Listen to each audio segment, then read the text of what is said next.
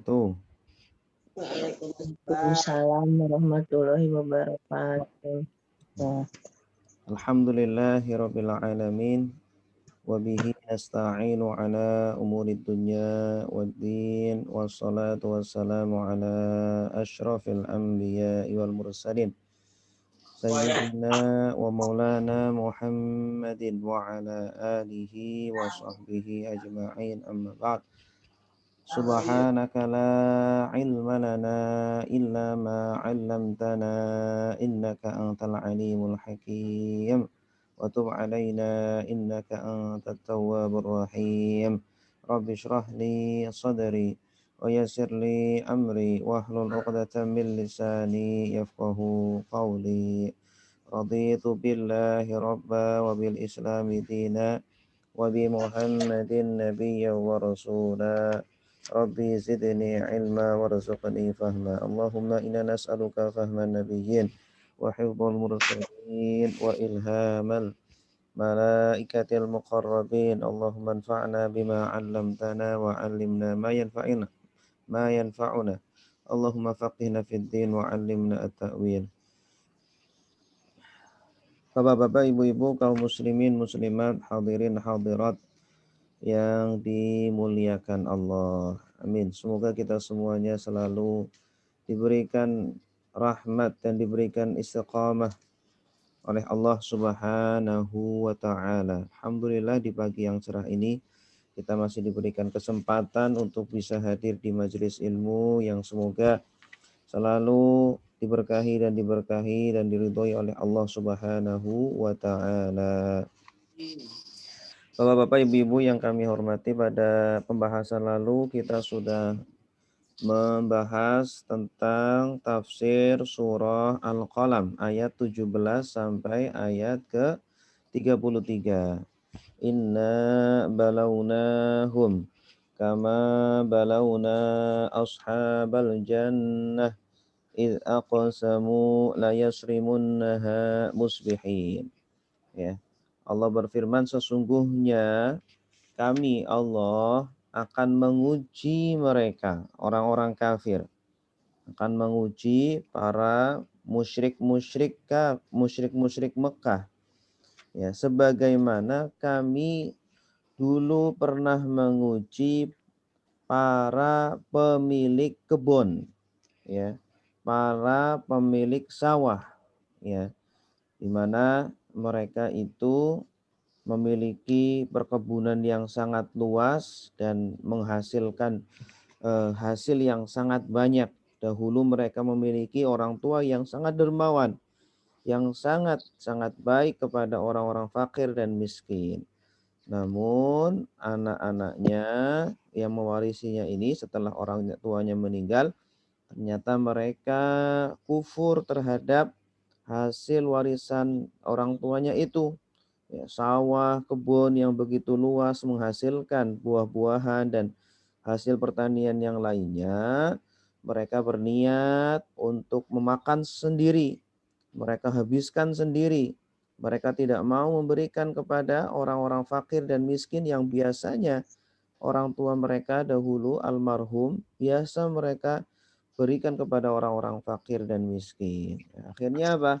Allah Subhanahu Allah Allah Subhanahu wa taala iya. akhirnya Kalau Ical menurunkan aneh mbak, adik nggak ada. akhirnya Allah Subhanahu wa taala menurunkan, ya, kilat, ya, dari langit yang membakar pertanian dan kebun mereka sedangkan mereka dalam kondisi tidur. Ketika mereka pagi-pagi buta, pagi-pagi gelap, mereka datang ke kebun, sengaja mereka datang gelap-gelap agar orang-orang fakir tidak bisa melihat, ya. Nah, ternyata kebun mereka sudah menjadi hangus, sudah menjadi hitam, terbakar oleh kilat yang Allah turunkan dari langit.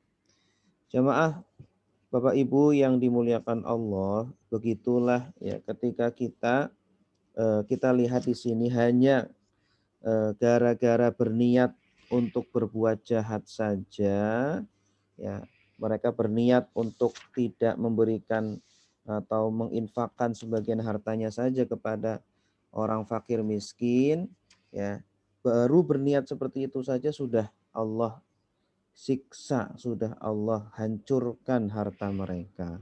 Nah, ini pelajaran bagi orang-orang kafir Mekah yang ketika itu, ya, mereka tidak hanya berniat berbuat jahat, tetapi mereka sudah berbuat jahat kepada Rasulullah Shallallahu Alaihi Wasallam. Ya, Rasulullah ketika berjalan di jalannya itu dikasih duri-duri, ya, kemudian di depan rumahnya dikasih kotoran onta, ketika sholat ya diganggu oleh mereka, dan siksaan-siksaan yang begitu banyak yang ditimpakan kepada Rasulullah Shallallahu Alaihi Wasallam dan kepada sahabat-sahabatnya. Baik Bapak Ibu yang dimuliakan Allah, pada pagi hari ini insya Allah kita akan melanjutkan tafsir surah Al-Qalam ayat 34 sampai ayat 43. A'udzu billahi minasyaitonir rajim. Bismillahirrahmanirrahim. Innalil muttaqina 'inda rabbihim jannatin na'im. Afanaj'alul muslimina kal mujrimin. Ma lakum kaifa tahkumun. Am lakum kitabun fihi tadrusun. Inna lakum fihi lama takhayyarun.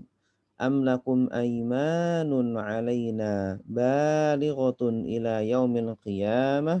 Inna lakum lama tahkumun.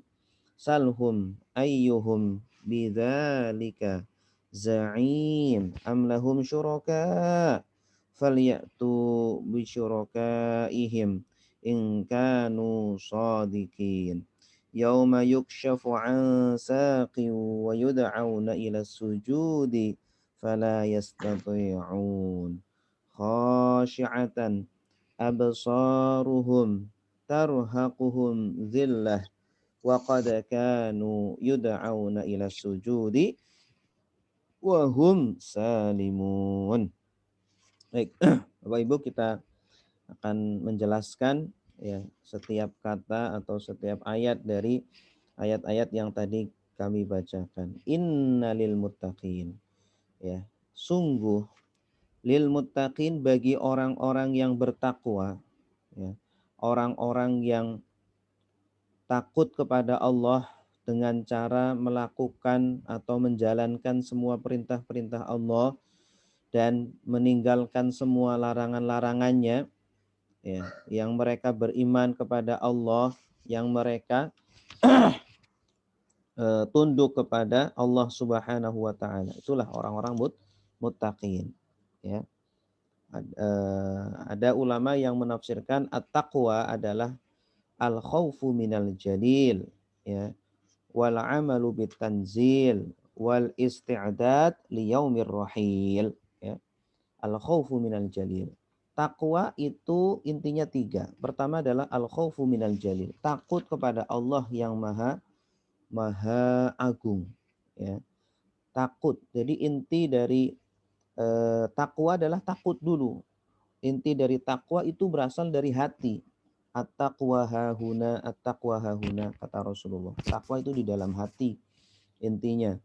Ya, bukan zahir kita saja, ya, zahir beribadah, zahir berbuat kebaikan-kebaikan, tapi di dalam hatinya ternyata tidak ada takut kepada Allah. Bukan itu. Takwa itu ada di dalam hati. Al-khaufu minal jalil.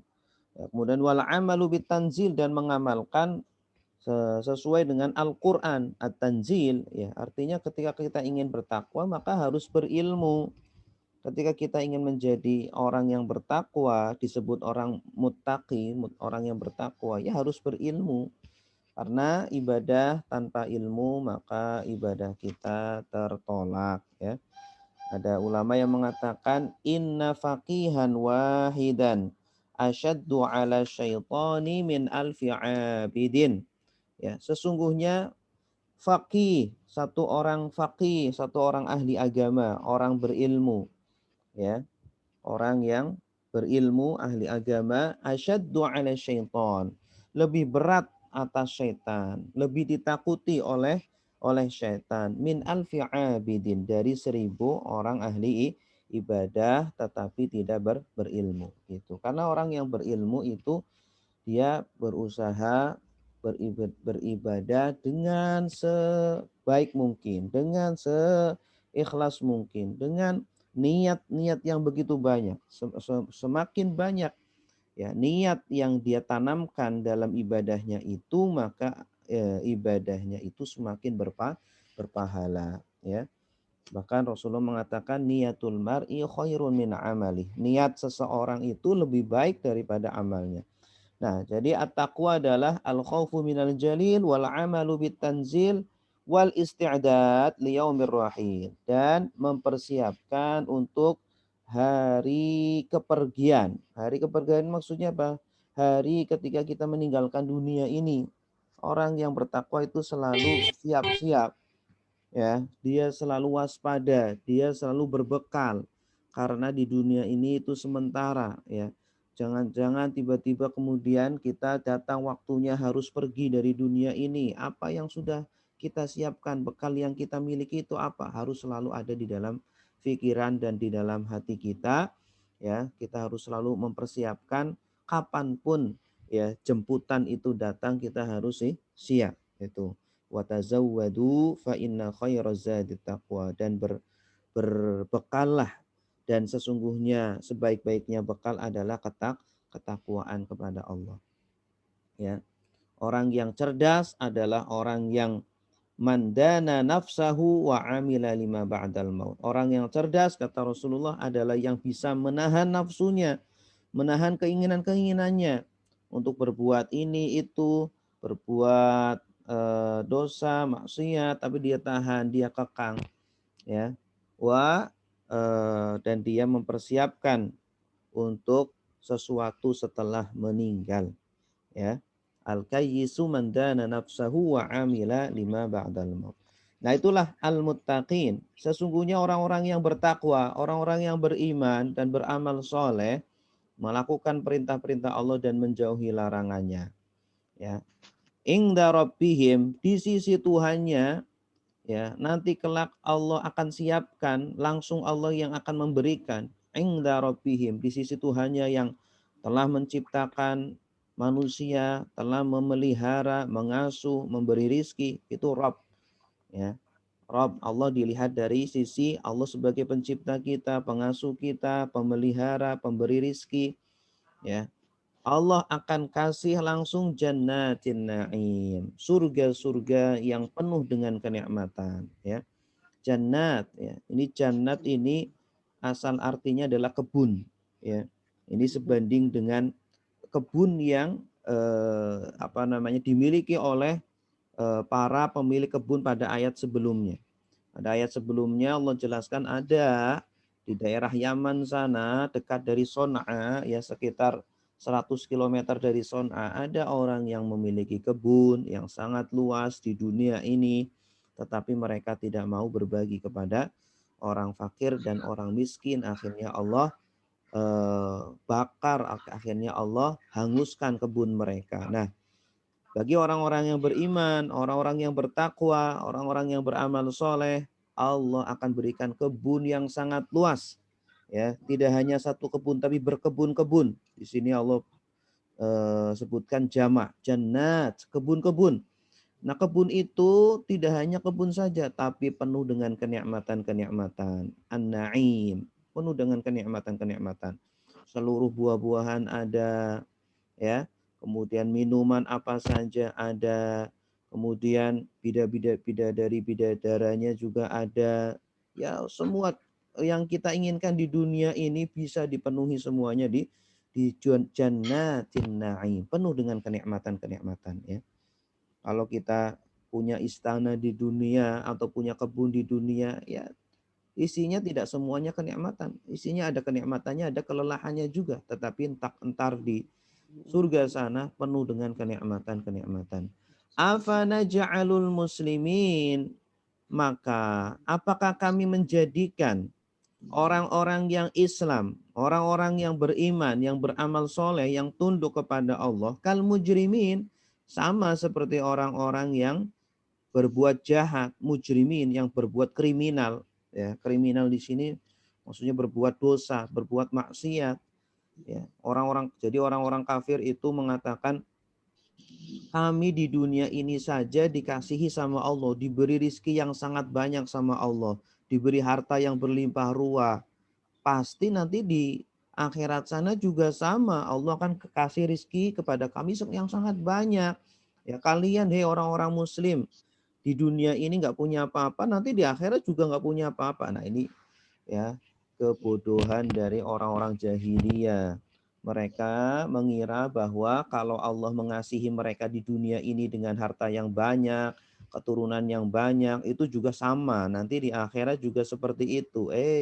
Itu pemahaman yang salah, itu bodoh, tidak benar. Nah, Allah di sini sebutkan, apakah kami samakan antara orang-orang yang beriman, orang-orang Islam dengan orang-orang yang pendosa, orang-orang kafir? Ya beda lah, beda jauh. Orang-orang Islam yang sudah bersusah payah menahan hawa nafsunya, sudah bersusah payah sholat, beribadah, puasa, bersedekah, semua mereka korbankan ya. Itu beda lah dengan orang-orang yang di dunia ini mengumbar hawa nafsunya, memuaskan hawa nafsunya, beda dong. Malakum kaifatahkumun. Malakum, kenapa sih kalian? Bagaimana kalian tahkumun? Kalian bisa memutuskan sebuah perkara itu bagaimana? Ya, cara berpikir kalian itu bagaimana? Kalian itu punya akal sehat atau tidak? Nah ini. Jadi Allah Subhanahu wa taala mengajak mereka agar berpikir, orang-orang kafir, kalian itu akalnya sehat atau enggak sih? Ya, Allah itu maha adil ya. Allah itu untuk menegakkan bumi ini, menegakkan langit agar tidak runtuh, itu Allah tetapkan keadilan di muka bumi ini. Ya, orang-orang yang berbuat jahat di dunia ini pasti akan dihukum oleh Allah. Orang-orang yang berbuat baik di dunia ini pun akan diberikan imbalan dan ganjaran oleh Allah. Allah itu maha adil. Kalian itu berhukum dengan hukum apa sih? Wahai orang-orang kafir. Am lakum kitabun fihi tadrusun.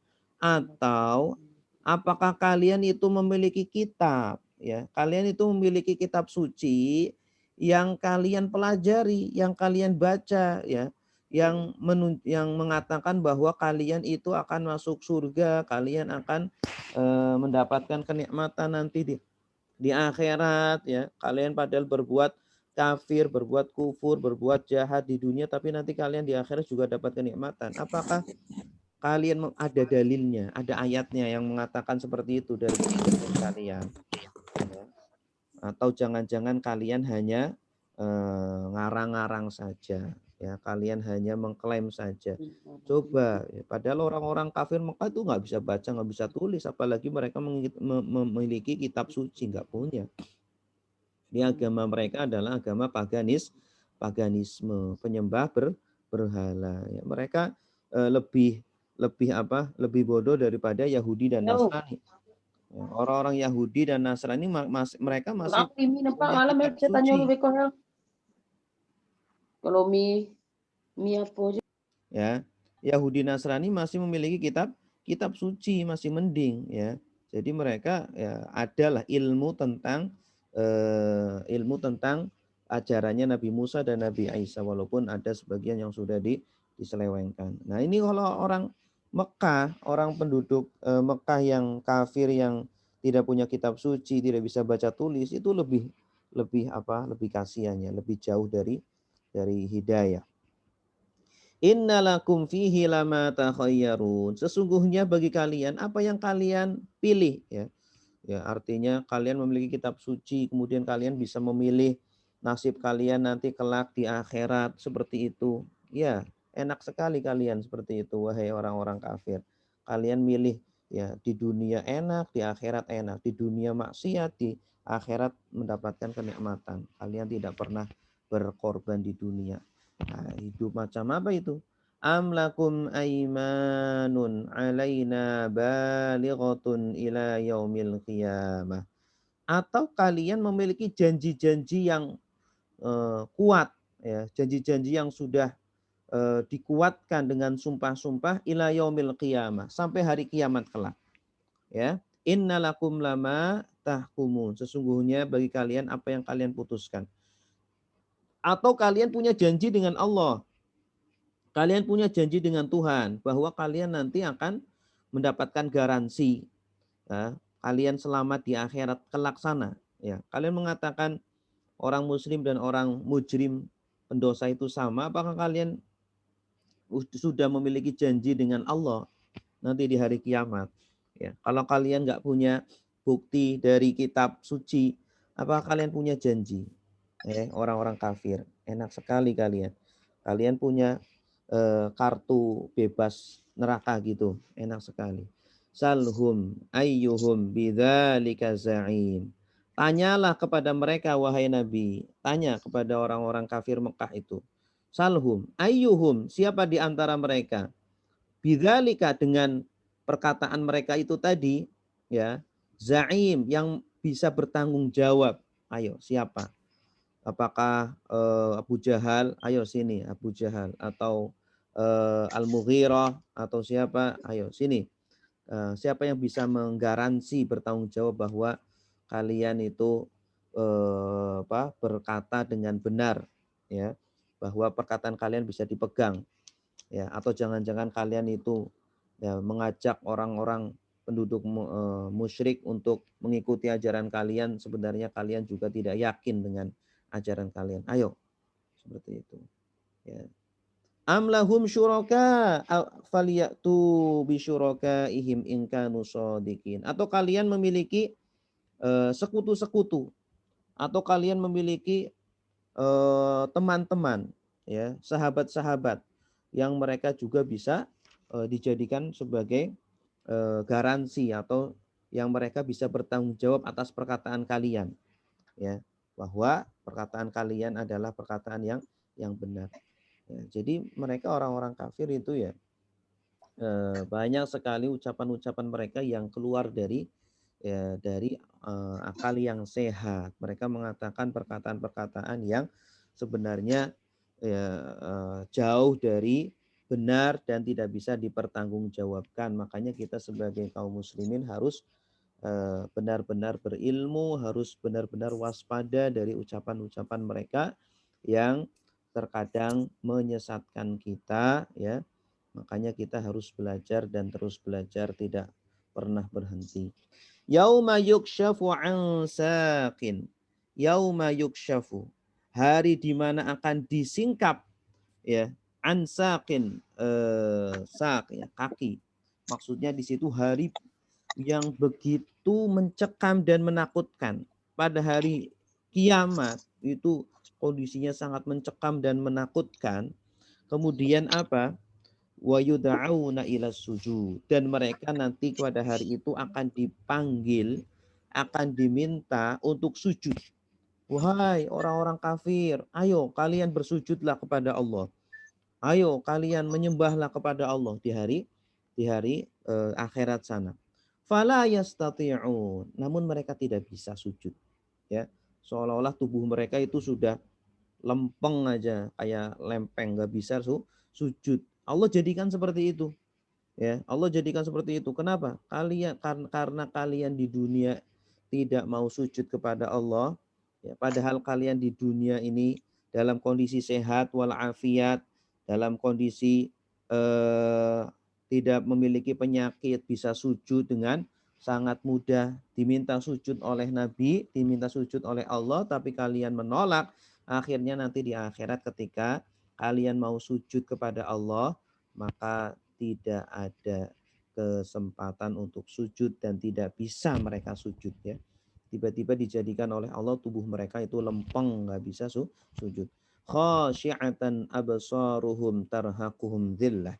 Khasyi'atan, mereka itu saking takutnya kepada Allah, saking gemetarnya kepada Allah, sampai mata mereka itu tunduk, ya, khusyuk, ya. Di dunia mereka sama sekali enggak khusyuk. Mereka ketawa ketiwi, mereka berhura-hura, bersenang-senang, tidak takut sama sekali kepada Allah, bermaksiat. dengan bangganya, kadang diumbar-umbar gitu. Sama sekali tidak khusyuk kepada Allah gitu.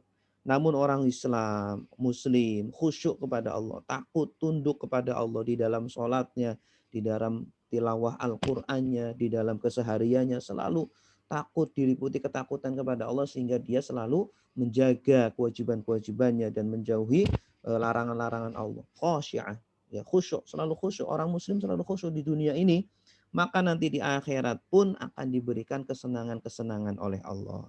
Ya, di akhirat waktunya untuk bersenang-senang. Ya, sedangkan orang-orang kafir di dunia bersenang-senang, di akhirat lah waktunya mereka harus khusyuk. Tinggal pilih, kita mau khusyuk di dunia ini, kita mau takut di dunia ini, tunduk kepada Allah di dunia ini, atau nanti di akhirat. Ya, kalau orang-orang di dunia ini yang nggak mau khusyuk kepada Allah, di dalam sholatnya masih membayangkan, memikirkan dunia, masih memikirkan pekerjaan, masih memikirkan apa di sholat, nggak pernah khusyuk, gimana ini? Nanti jangan sampai khusyuknya di akhirat. Tarhaquhum dhillah, mereka ditimpa kehinaan. Ya, orang yang sudah orang kalau ketangkap melakukan perbuatan jahat itu kan udah hina sekali. Dia malu, tidak mau mengangkat mukanya. Wa qad kanu yud'auna ila sujudi wa hum salimun. Dan sungguh dahulu mereka di dunia ini ya diajak untuk sujud kepada Allah, tetapi mereka tidak mau. Ketika di dunia mereka diminta untuk sujud kepada Allah, mereka menolak. Padahal ketika di dunia mereka dalam kondisi sehat walafiat. Ternyata mereka tidak mau sujud. Maka rasakan nanti ketika di akhirat mereka mau sujud kepada Allah, ya, mau bertobat kepada Allah, tetapi sudah tidak ada kesempatan lagi. Ya, ketika ketika nyawa sudah dicabut, ketika nyawa sudah mulai dicabut, yugharghir, ya, sudah mulai diangkat dari tubuh kita, maka ketika itu pintu taubat sudah ditutup. Namun selagi ya kita masih diberikan oleh Allah umur,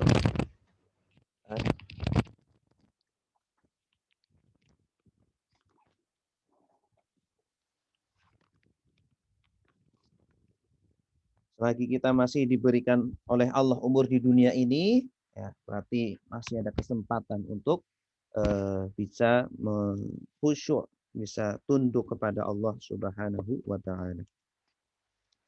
Baiklah Bapak Ibu yang dimuliakan Allah, itulah sekilas tentang makna dari surah Al-Qalam ayat 34 sampai ayat 43. Jadi di sini Allah Subhanahu wa taala setelah mengancam orang-orang kafir Mekah terutama dengan dengan neraka yang sangat menyakitkan, ya, dan Allah menceritakan tentang kisah kisah pemilik kebun, maka di sini Allah Subhanahu wa taala memberikan janji kepada orang-orang bertakwa, ya. Jadi selain menakut-nakuti ya kepada orang-orang yang kafir, Allah juga selalu memberikan kabar gembira agar apa? Agar ada perbandingan. Ada perbandingan orang yang bertakwa dengan orang yang kafir, orang mujrimin. Afana ja'alun muslimin kal mujrimin. Apakah sama antara orang-orang muslim, orang-orang yang bertakwa dengan orang-orang yang mujrimin, pendosa, penjahat, ya, suka melanggar aturan-aturan Allah Subhanahu wa taala? Maka jauh berbeda. Kita akan baca sekilas tentang al-ma'na al-jumali, ya.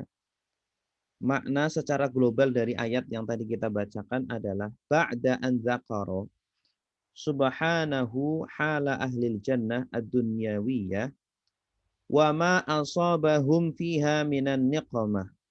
Ya, setelah Allah Subhanahu wa taala menyebutkan dan menceritakan tentang kondisi pemilik kebun, ya, kebun atau sawah kebun yang ada di dunia, dan apa yang menimpa kepada mereka berupa musibah, ya, ketika mereka bermaksiat kepada Allah dan menyisihi perintah Allah, ya.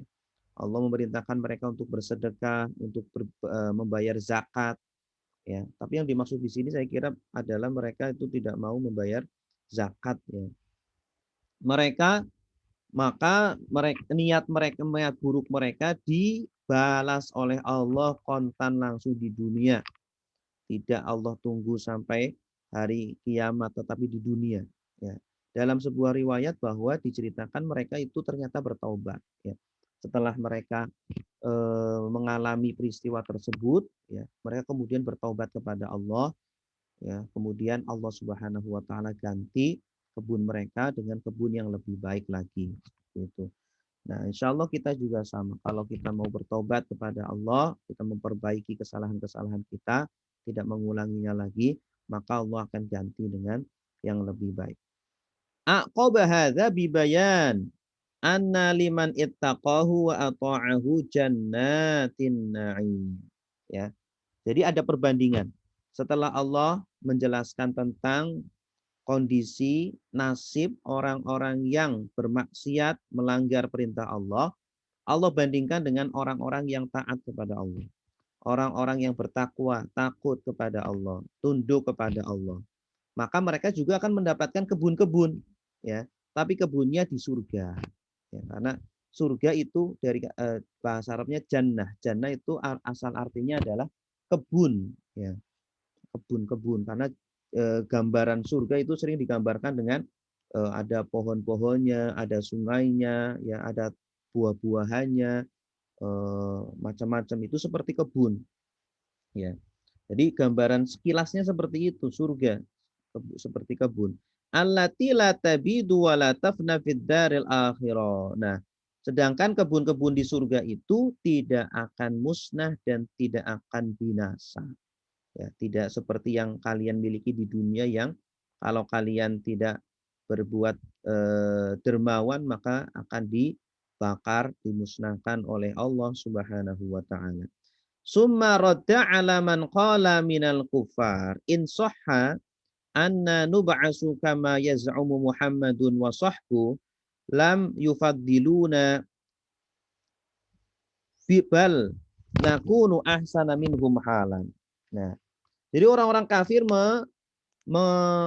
membantah perkataan orang-orang Muslim, membantah perkataan Nabi Shallallahu Alaihi Wasallam. Ya, orang-orang kafir mengatakan kalau kami akan dibangkitkan nanti di akhirat, setelah kami meninggal, kami mati, kami akan dibangunkan lagi, dihidupkan lagi. Kalau memang betul seperti yang dikatakan oleh Muhammad dan para sahabatnya, ya, pasti kami tidak dimuliakan oleh Allah di dunia ini. Ya. Pasti kami tidak diberikan rizki yang banyak seperti sekarang.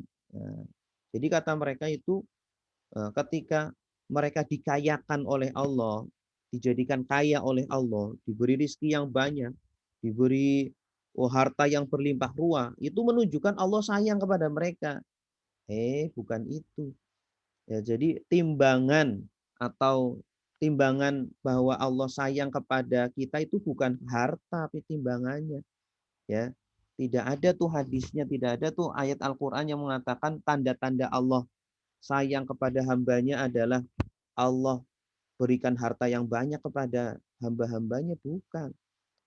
Allah kalau sayang kepada hambanya ya diantaranya Allah beri ilmu. Man yuridillahu bihi khairan yufaqihu fiddin. Barang siapa yang Allah inginkan kebaikan kepada hambanya, Allah pahamkan dia dalam urusan agama. Ya, kalau kita diberi ilmu oleh Allah, suka dengan ilmu, suka dengan majelis ilmu, berarti itu tanda-tanda Allah itu menginginkan kebaikan kepada kita, baik di dunia ataupun di akhirat. Tanda-tanda Allah menginginkan kebaikan kepada kita, ya terutama di akhirat, apalagi Allah jadikan kita suka ibadah, Allah jadikan kita suka Al-Quran, Allah jadikan kita suka dengan sholat, suka dengan berbuat baik, dan seterusnya dan seterusnya. Itu tanda-tanda Allah itu akan memberikan kebaikan kepada kita nanti di akhirat.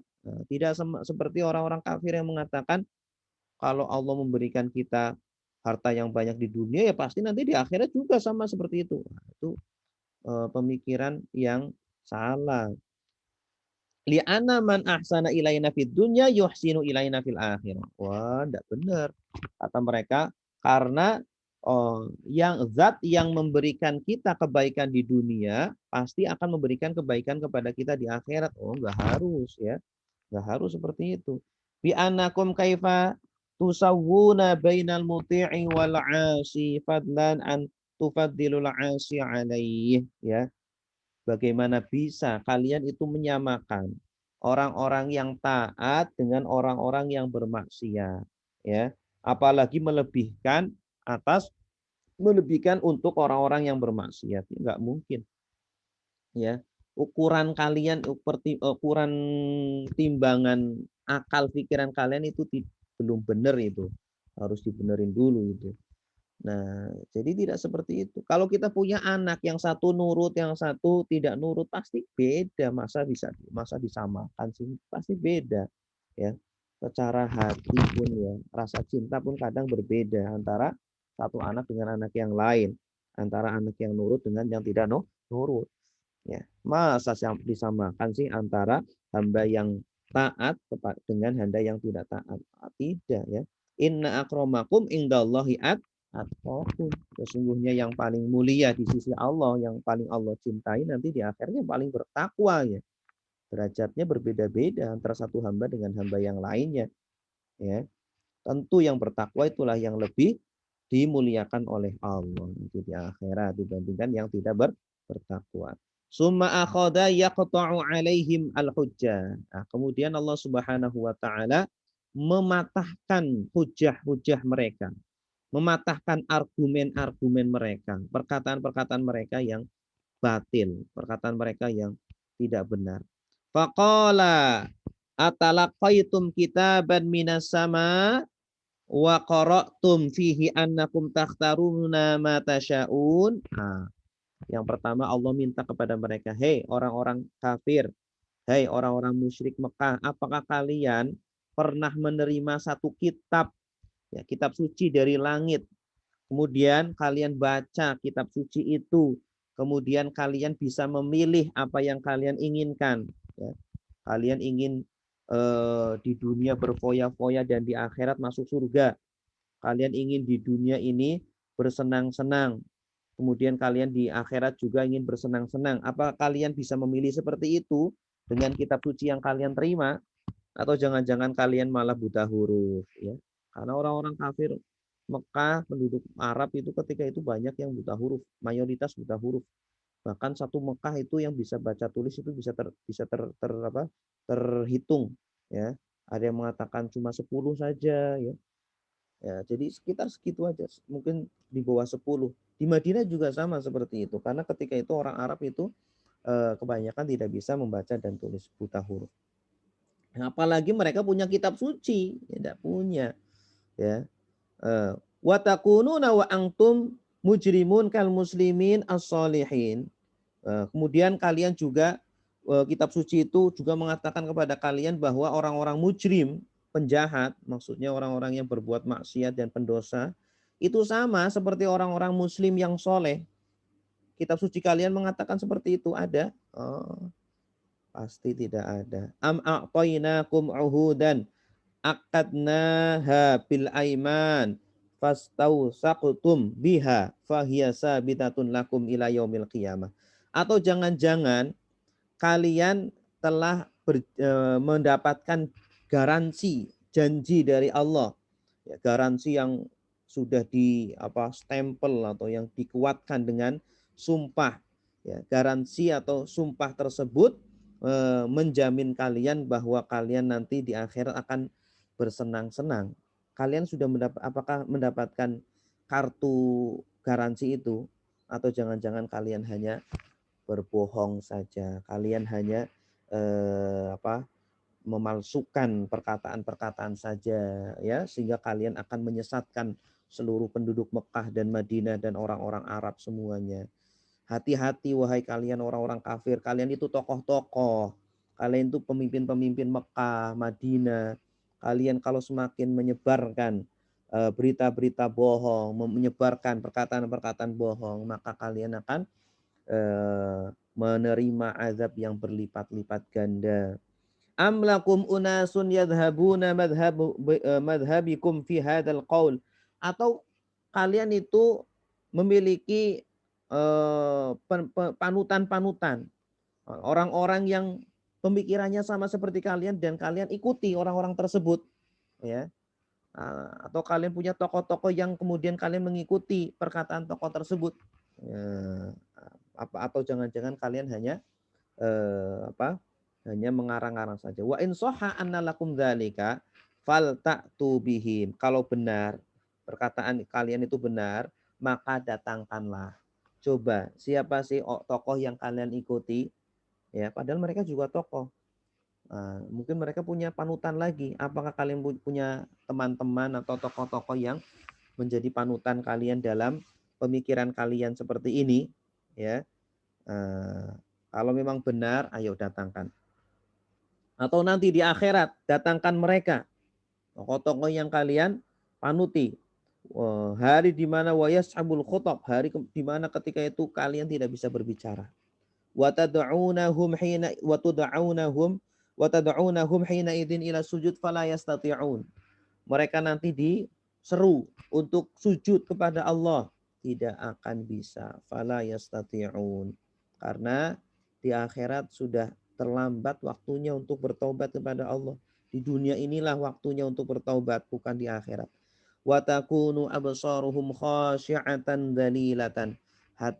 Penglihatan mereka ketika itu tunduk, ya, khusyuk, hina kepada Allah Subhanahu wa taala, padahal waktu itu bukan waktunya untuk khusyuk. Waktu khusyuk itu di dunia ini. Waktu untuk merasa hina di hadapan Allah adalah di dunia ini, bukan di akhirat. Wa qad kanu yud'auna fid dunya ila sujud wa hum salimun. Di dunia kalian diminta untuk sujud, diminta untuk khusyuk kepada Allah. Kalian ketika itu dalam kondisi sehat, walafiat, kuat, waktu ada, tapi kalian tidak mau. Ya, faya'bauna kullal aba. Mereka kalian menolak dengan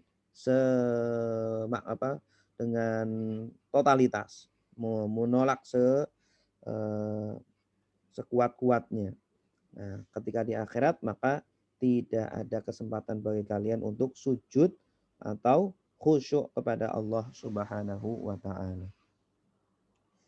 Bapak Ibu yang dirahmati Allah, demikian yang bisa kami sampaikan berkaitan dengan tafsir surah Al-Qalam ayat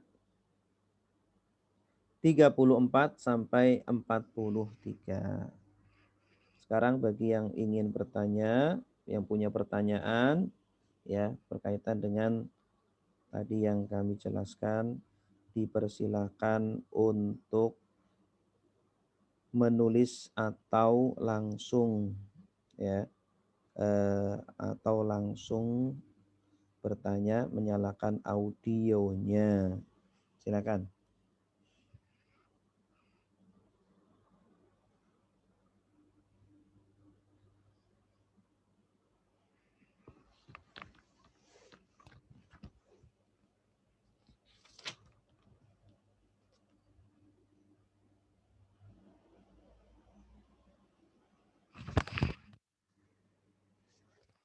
Silakan. Berbiasa materinya.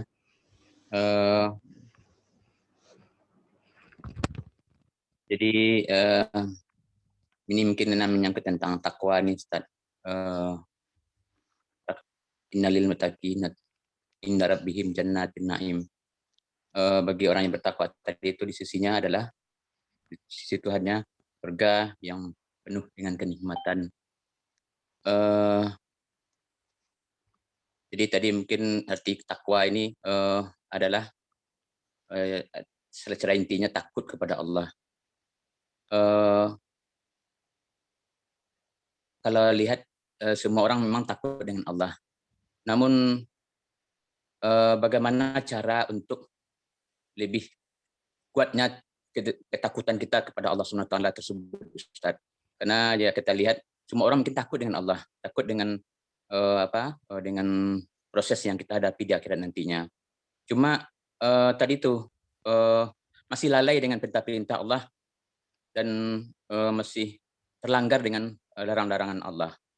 Nah, untuk bagaimana kuatnya kekuatan keyakinan kita dengan hari akhirat tersebut, apa kiat-kiat yang perlu kita tingkatkan, Ustaz? Mungkin itu yang mungkin tanya. Assalamualaikum warahmatullahi wabarakatuh. Waalaikumsalam warahmatullahi wabarakatuh. Ya, pertanyaannya sangat bagus ya. Bagaimana kiat-kiat agar kita selalu takut kepada Allah Subhanahu wa taala? Ya, takut itu adalah tempatnya di dalam hati ya. Maka kalau ternyata kita ya, memang setiap orang itu punya takut, tetapi takutnya itu bisa bertingkat-tingkat ya. Kemudian takutnya itu sudah terbukti atau belum, karena kadang takut hanya di dalam ucapan saja tetapi dalam buktinya tidak. Nah, orang yang benar-benar takut kepada Allah ya, maka dia akan membuktikan dengan perbuatannya gitu. Orang yang benar-benar cinta kepada Allah, dia juga akan membuktikan cintanya. Ya, seperti kita semua cinta kepada seseorang, pasti akan membuktikan cinta kita kepada orang tersebut. Kita sebisa mungkin menyampaikan cinta kita setelah menyampaikan dengan mulut ya, mengatakan ya, saya cinta kepada kamu, apakah kamu mau menikah dengan saya gitu. Tidak cukup dengan itu saja, tetapi harus dibuktikan kan. Biasanya kan kita sebagai seorang laki-laki itu sebisa mungkin membuktikan kepada calon istri kita dengan cara apa? Dengan cara seumpama datang kepada orang tuanya, kemudian mengatakan kepada kedua orang tuanya, dengan cara kita calon kita minta ini minta itu kita turuti ya, semuanya kita turuti gitu. Dan kita seumpama calon kita tidak suka merokok, kemudian kita tinggalkan rokok, kita tinggalkan kebiasaan-kebiasaan buruk. Nah, itulah bukti bahwa kita cinta kepada pasangan kita atau calon pasangan kita. Harus ada buktinya, baru itu dikatakan cinta yang murni, cinta yang asli, bukan cinta palsu. Nah, takut juga sama, ada takut yang asli, ada takut yang murni, ada takut yang palsu ya. Dia ada sih sedikit takut di dalam hatinya, tapi lebih bercampur dengan apa? Dengan syahwat, dengan dunia ya. Karena sudah terlalu jauh dengan Allah, lalai dari Allah, akhirnya hatinya diliputi dengan dunia-dunia sehingga rasa takut kepada Allah semakin buram. Rasa takut kepada Allah itu semakin terkontaminasi seperti itu, sehingga dia berbuat maksiat lupa dengan Allah. Dia berbuat dosa lupa dengan Allah. Nah, makanya kita sebagai muslim agar selalu takut ini selalu membuncah, naik karena dengan naiknya takut kepada Allah akan naiknya ketaatan, dan dengan naiknya ketaatan maka akan naiklah iman kita kepada Allah. Bagaimana caranya? Pertama, dengan sering berzikir kepada Allah. Ya, sering menyebutkan asma-asmanya Allah, sering berzikir dengan tasbih, dengan tahmid, dengan tahlil, dengan takbir, semua zikir-zikir yang diperintahkan oleh Allah dan oleh Rasulullah Shallallahu Alaihi Wasallam. Selalu kita latih mulut kita. Ya, Al Imam Ibnu Athaillah mengatakan yang artinya janganlah kalian tinggalkan zikir, janganlah kalian tinggalkan wirid ketika kalian tidak bisa hadir. Ya, tidak bisa menghadirkan Allah di dalam hati kalian. Jangan tinggalkan. Jadi terus kita berzikir walaupun belum hadir, Allah belum hadir, masih pikiran kita masih kemana-mana, nggak apa-apa. Tapi terus kita lakukan sambil dilatih untuk selalu menghadirkan Allah setiap kali berzikir. Insya Allah lama-kelamaan akan selalu bisa menghadirkan Allah ketika berzikir. Ya, berzikir. Baik, dan berzikir itu tidak terbatas dengan tempat, dengan waktu, dengan kondisi. Setiap saat, dimanapun kita berzikir kepada Allah. Ya, insya Allah akan semakin menumbuhkan rasa takut. Dan selalu kita memikirkan bahwa Allah Subhanahu wa taala mungkin saja menjemput kita dimanapun dan kapanpun. Ya, kita sedang tidur, tidak tiba-tiba tidak bisa bangun lagi, sudah diambil oleh Allah. Kita sedang di luar, tiba-tiba sudah diambil Allah. Jadi sehingga menjadikan kita selalu waspada. Dimanapun tempatnya kita selalu bertakwa kepada Allah. Kita mau berbuat dosa, ingat akhirat. Ya, ingat padang mahsyar yang 50.000 tahun, begitu lama kita di sana. Apakah kita bisa menjamin kondisi kita nanti di padang mahsyar itu dalam kondisi nikmat, dalam kondisi aman? Kita bisa menjamin atau tidak? Belum bisa kita jamin. Nah, kalau kita belum bisa jamin kondisi kita di akhirat sana bahwa kita akan mendapatkan keamanan, mendapatkan kenikmatan, kenapa di dunia ini kita santai-santai? Kenapa di dunia ini kita tidak memperbanyak bekal kepada Allah, memperbanyak ibadah, ya, memperbanyak membaca Al-Qur'an. Terutama ketika zikir dan membaca Al-Qur'an, usahakan agar agar selalu memahami apa yang dibaca. Itu. Kalau baca Al-Qur'an kita pahami apa itu yang dibaca itu. Itu enak sekali. Itu akan semakin meningkatkan keimanan kita, akan meningkatkan tadabbur kita. Karena di Al-Qur'an itu lebih banyak memerintahkan kepada kita untuk tadabbur Al-Qur'an daripada hanya sekedar membaca saja. Ya, karena membaca itu wasilah. Membaca Al-Qur'an adalah wasilah agar kita itu mentadaburi. Ya. Ketika kita sudah mentadaburi, maka akan timbul khosyah, akan menimbulkan khauf di dalam hati. Ketika khauf ada di dalam hati, maka hati semakin bersih, semakin jernih, ya, semakin tampak Allah di dalam hati kita. Ya. Ketika hati itu sudah jernih seperti kaca, seperti cermin, Allah tampak. Hati kita bisa melihat Allah, sehingga tidak mungkin orang yang nampak Allah dia bermaksiat, tidak mungkin. Ya, tidak mungkin Allah yang Allah hadir di dalam hatinya jernih, tidak buram. Kita bermaksiat kepada Allah, tidak mungkin. Nggak mungkin meninggalkan kewajiban. Gitu. Tapi kalau hati itu kotor, kalau cermin hati kita itu buram, udah tertutup dengan noda-noda, sudah tertutup dengan debu-debu, dengan berbagai macam kesibukan dunia, syahwat-syahwat dunia, ya, pikiran-pikiran dunia, ya di sini hitam. Cerminnya itu buram, tidak bisa Allah nampak di dalam hati kita, itu tidak bisa. Sehingga takut kepada Allah ya sama sekali tidak bisa. Sulit untuk bisa takut kepada Allah. Sulit untuk menangis gara-gara ya kita itu tidak bisa beribadah ini, beribadah itu. Gara-gara melakukan maksiat yang kecil, menangis itu nggak bisa. Sulit gitu ya. Itu. Tapi orang-orang yang sudah menjadi kekasih-kekasih Allah, orang-orang yang sudah dekat dengan Allah, yaitu mereka itu sangat mudah sekali untuk tersentuh hatinya, untuk menangis ya gara-gara melakukan dosa yang kecil atau hanya gara-gara meninggalkan kebaikan yang ya, mungkin tidak sholat malam, kemudian mereka sedih, menangis begitu. Hanya karena mungkin nggak sholat malam. Hanya mungkin karena mereka meninggalkan zikir atau wirid hariannya. Biasanya setiap hari dia bersolawat 1000 kali. Hari itu ternyata tidak bisa 1000 kali karena terlalu sibuk dengan dunia. Dia itu langsung menangis. Ya Allah, kenapa kok saya tidak bisa solawat 1000 kali hari ini? Dosa apa yang saya lakukan ya Allah sehingga saya menjadi seperti ini? Itu orang-orang yang sebenarnya orang-orang yang cerdas adalah orang yang seperti itu. Gitu, Pak. Wallahu a'lam bishawab.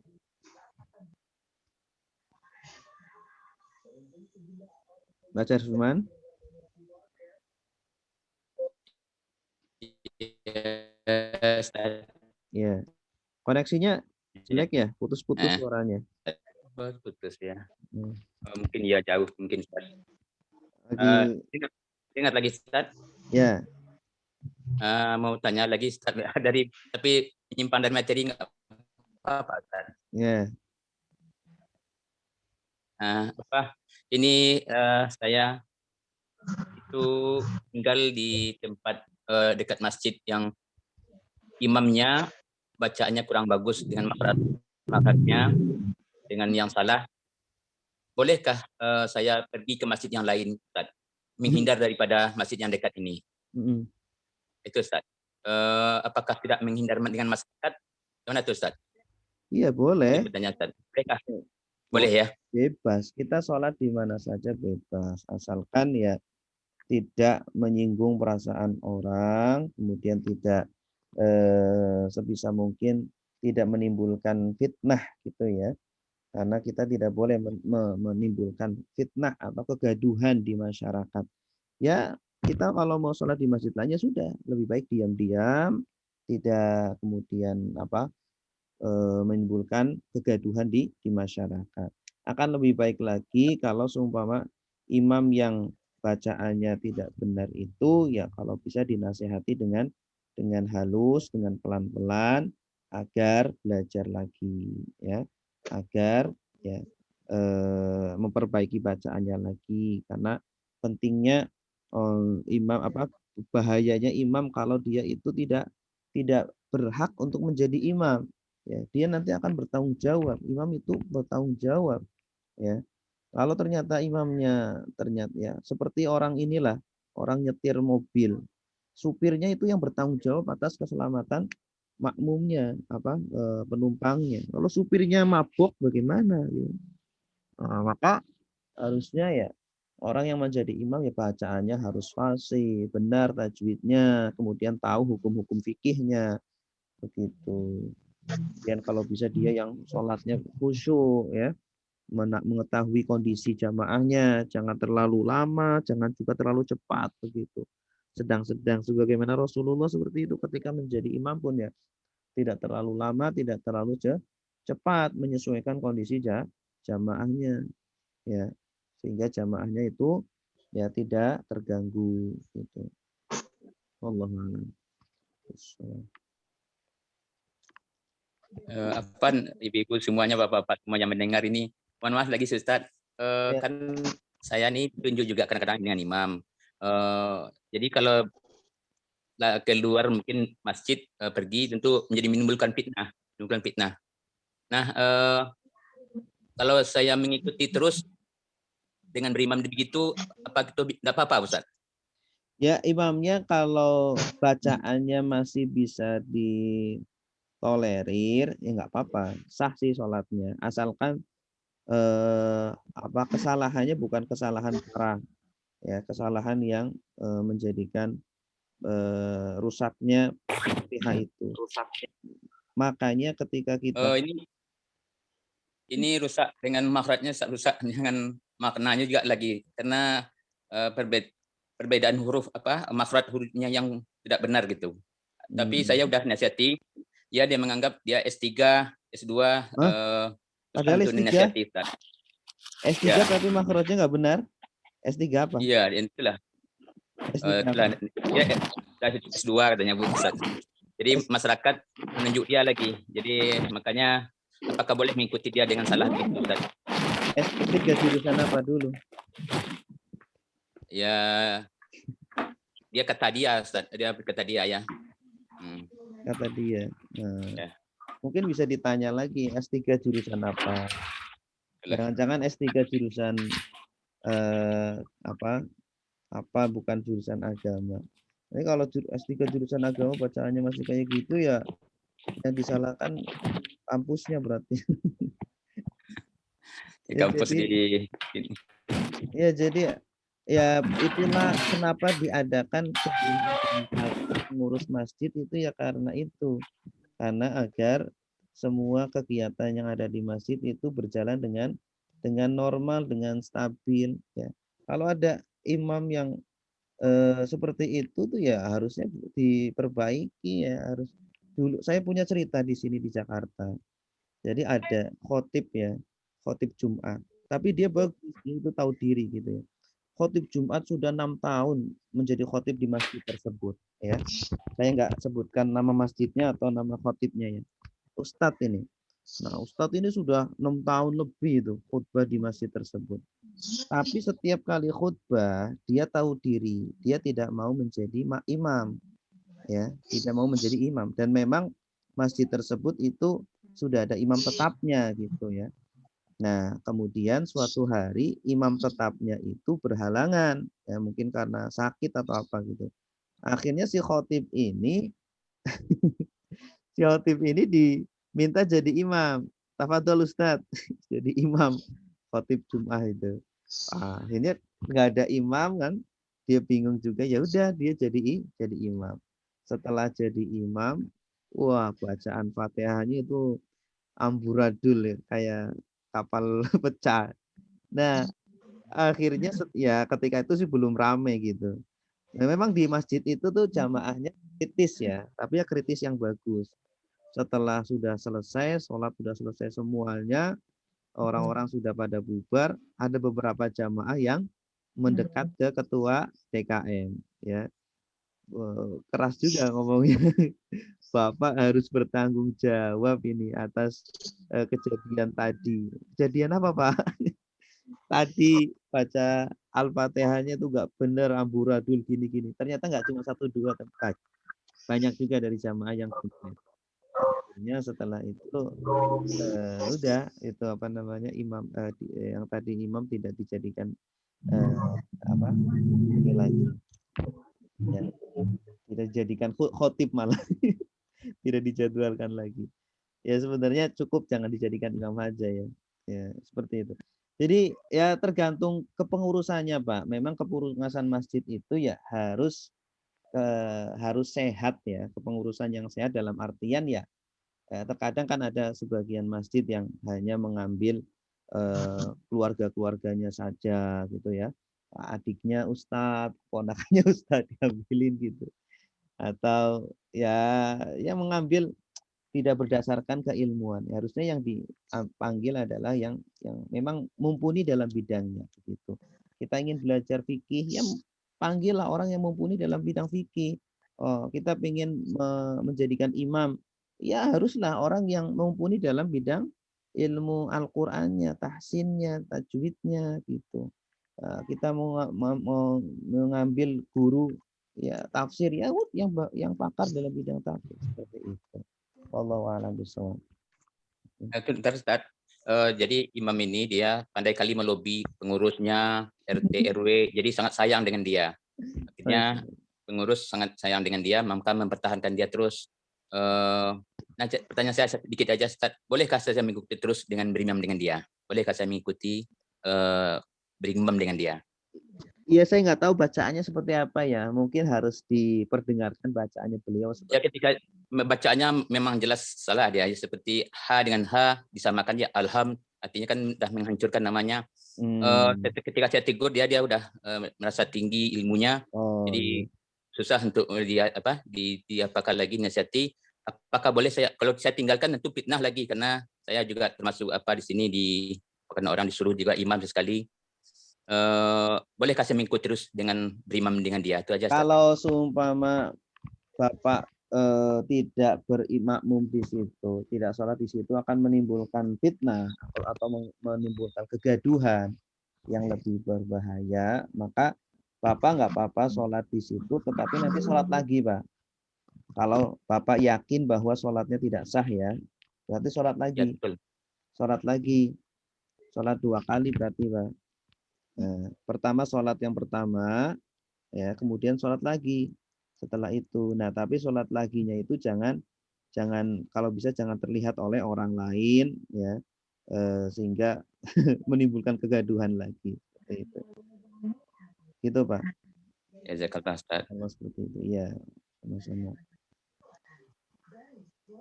Silakan yang lain.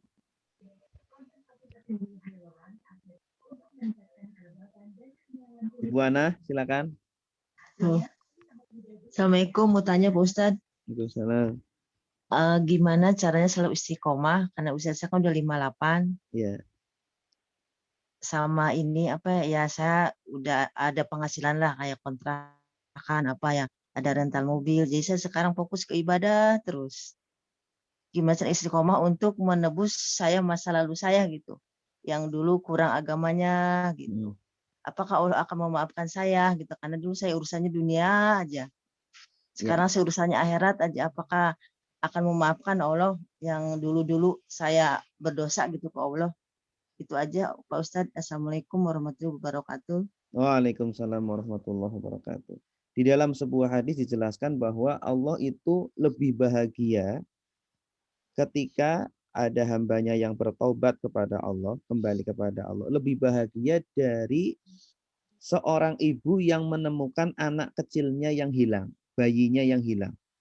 Ya, bayinya hilang semua di pasar. Ada ibu-ibu bayinya hilang di pasar.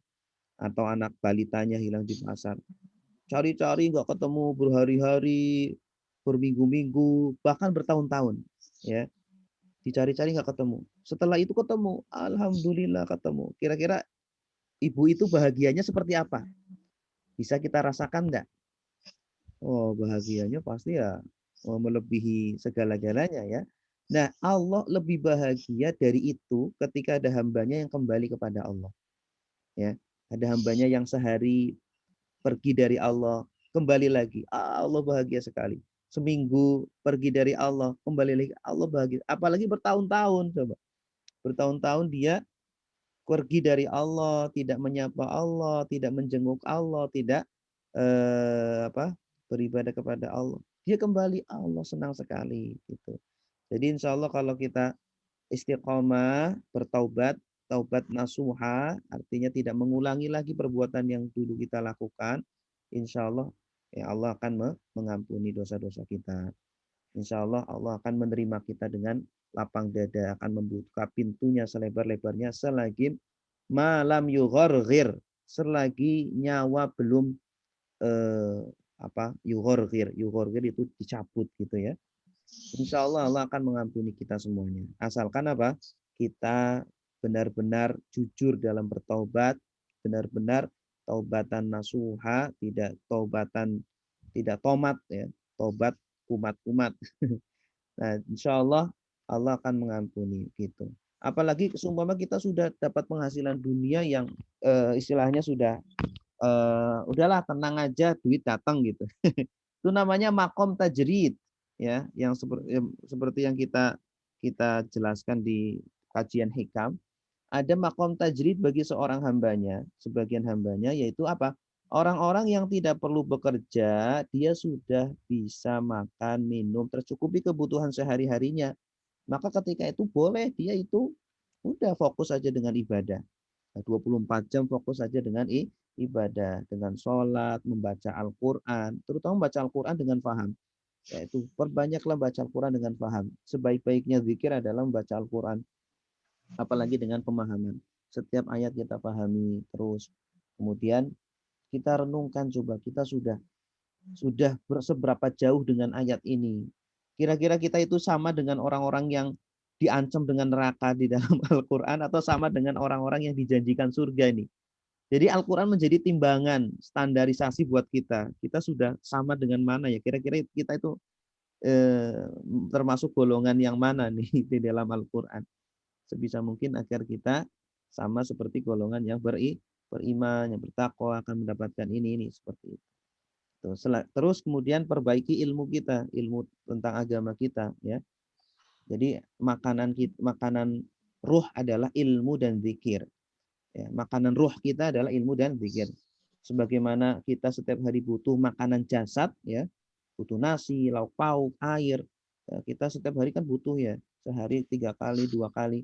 Nah, ruhnya itu ruh kita juga butuh, yaitu dengan ilmu dan juga dengan zikir. Dua-duanya harus diseimbangkan. Gitu. Wallahu a'lam bishawab. Sama satu lagi Pak Ustadz bisa? Ya, boleh.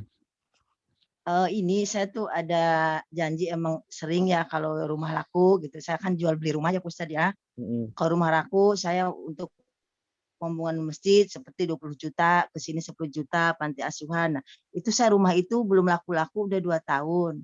Suatu saat nggak ada umur, saya kan udah ke anak udah pesan-pesan, nih mau punya utang ke masjid 20 juta, nih ke panti asuhan ini 10 juta, apa itu saya udah betul apa enggak ya? Oh, utang. Jangan dijadikan utang, Bu. Tapi kalau Jangan bisa ya? kalau bisa gini.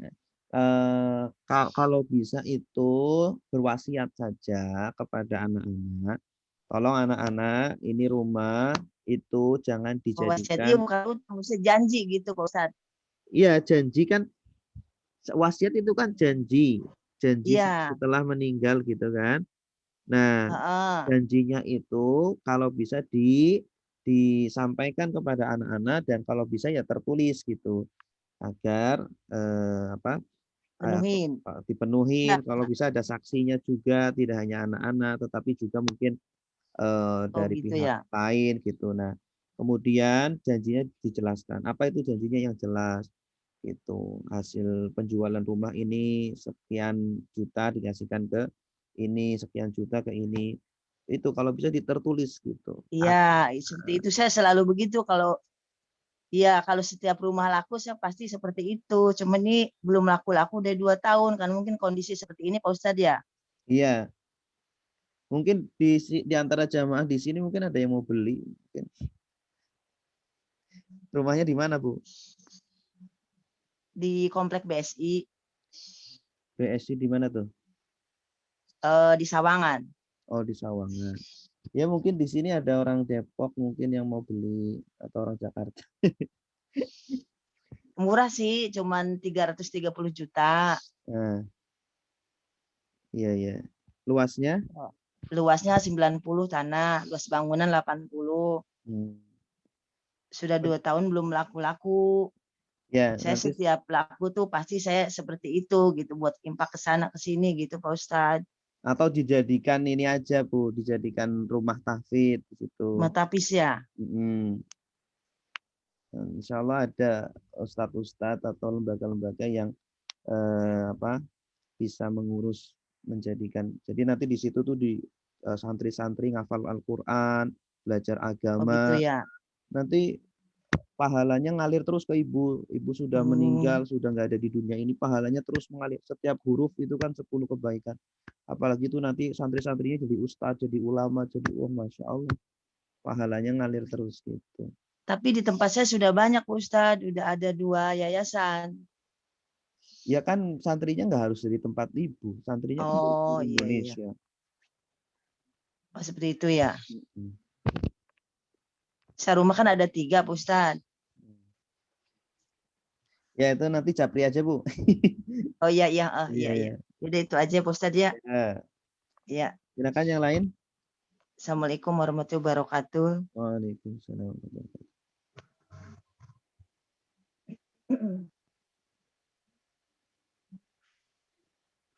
Ada lagi yang lain silakan. Kayaknya tidak ada ya. Assalamualaikum. Silakan Pak Tri. Ya, Waalaikumsalam. Ustaz. Baru ikut pertama kali nih, mohon maaf. Ini Ustaz mau tanya mengenai tadi taubatan nasuha itu Ustaz. Kan ada di surat apa itu lupa saya.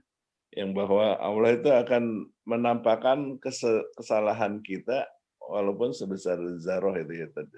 Gimana itu Ustaz? Wa may ya'mal mithqala dzarratin khairan yarah. wa ya'mal mithqala dzarratin syarran yarah. Iya. Ya, terus Ya, pertanyaan. maksudnya pertanyaan saya apa kesalahan-kesalahan kita yang lama itu nanti akan ditampakkan sama Allah gitu. Artinya apakah diampuni apa enggak gitu Ustaz? Oh. Itu ketika di akhirat Pak ya, bukan di dunia. Iya, Ya, betul. itu nanti di akhirat. Itu sekecil apapun perbuatan kita, baik atau buruk, itu akan ditampakkan kepada kita.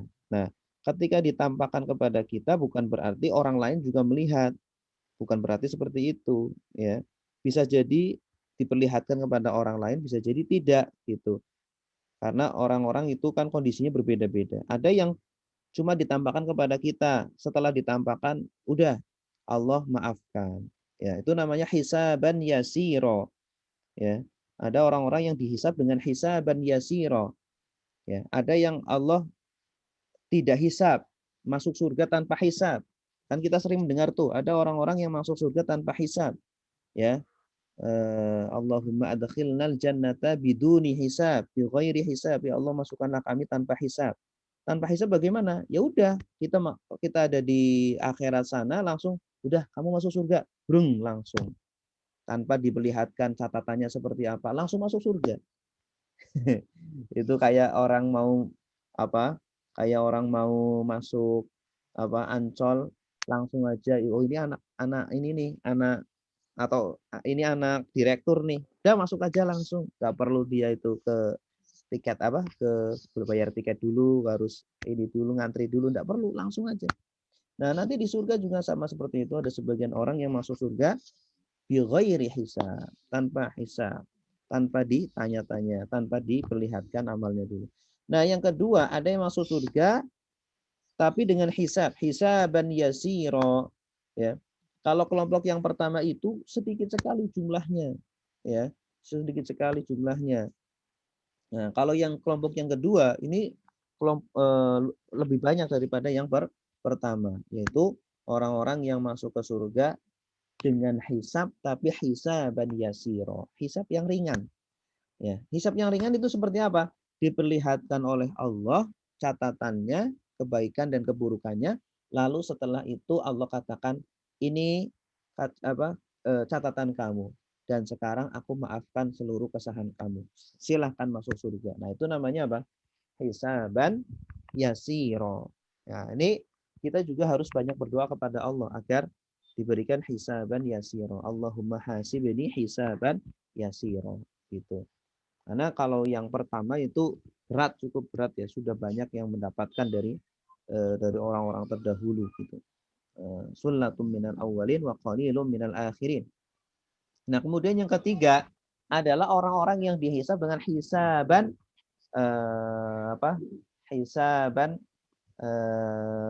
hisaban asiro, hisab yang sulit, hisab yang berat. Nah, ini yaitu orang-orang yang ya ditanya kemudian diperlihatkan keburukan dan kebaikannya, ternyata ya kemudian ditanya lagi oleh Allah, kemudian sampai bertahun-tahun di hadapan Allah tidak akan bergeser itu kaki dari pengadilan Allah, sehingga ditanya tentang 4 perkara ya di dalam hadisnya juga, ditanya tentang waktunya, ditanya tentang hartanya, ditanya tentang kesehatannya dan seterusnya. Ya, Allah akan tanya 4 perkara itu. Dan hisab itu kalau kita di dunia saja kan orang terkadang tersangka itu kan ditanya-tanya sampai berjam-jam gitu ya. Itu kan sudah merupakan hisab ya. Itu kan menyiksa sekali. Nah, ini di akhirat bagaimana? Bertahun-tahun ya, di hadapan pengadilannya Allah Subhanahu wa taala gitu. Nah, setelah itu dimasukkan ke dalam neraka. Na'udzubillah.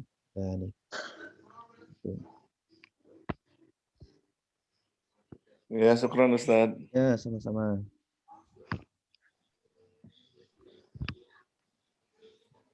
Silakan yang lain. Ustaz. Ya, silakan Ibu Yusro ya. Azrina. Oh, Ibu Azrina. Dari mana nih? Ya. Melanjut dari Jakarta. Melanjutkan yang tadi Pak Ustadz tentang hisab yang ringan. Kita maksudnya hisab yang tanpa hisab masih bisa nggak Ustadz? Kata Ustadz kan itu hanya untuk orang-orang yang dahulu. Iya, masih bisa, kalau cuma berat. Sekarang masih bisa nggak? Iya, bisa, cuma di dalam sebuah hadis itu ada 70.000 orang yang dari umat Nabi Muhammad yang akan masuk surga tanpa hisab, 70.000 ya. Kalau kita bandingkan dengan sekarang, umat Islam itu ada 2 miliar, Bu. Iya. 2 miliar. Nah, kalau dari zaman Nabi Adam sampai hari kiamat, lebih lagi dari 2 miliar. Sedangkan yang akan masuk ke surga tanpa hisab itu 70.000. Berarti kan sedikit sekali kan? Sahabat saja itu jumlahnya ratusan ribu sahabat. Kalau kita sahabat aduh, jadi berat. Tapi ya tetap ada, insya Allah ada kesempatan. Kayak kita ngundi, Bu, ngundi itu perbandingannya 1 banding 1 miliar gitu. Masya Allah. Iya. Kalau keluar itu udah beruntung sekali. Jadi ya tetap insya Allah ada. Yang penting kita tetap berusaha gitu ya. Kalaupun tidak mendapatkan yang itu, setidaknya mendapatkan hisaban yasiro. Gitu. Amin, amin, insyaallah. Amin ya rabbal alamin. Gitu. Jazakallah khairan Ustaz. Ya, sama-sama. Amin. Assalamualaikum. Waalaikumsalam warahmatullahi.